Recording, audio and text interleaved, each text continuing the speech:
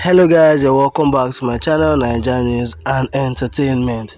I'm bringing a gist for you from the ultimate love show, a tight race to the love nest. While the love guests are all aiming to claim the ultimate grand prize of a paid traditional wedding and a home, in the here and now there's one thing that's ultra important to them, and that's the love nest. Of course, there's only one way to clinch time in there, and that's by winning the Monday challenge. The likes of Crystal, Jello and Bola have enjoyed their fair share of time in the love nest. But as the new week rolled in, it was time for a new couple to compete for their own slice of private time.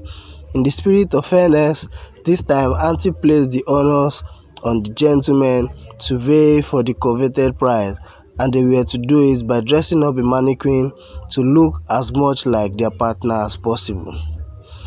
This fun-filled challenge may have appeared simple enough, but it proved to present a pleasantly tough task for the gents of the love part.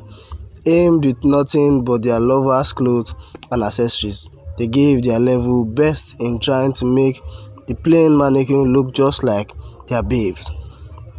In the end though, it was David Wilson who prevailed and secured Prince David's second sting in the love next. Congratulations to the love couples.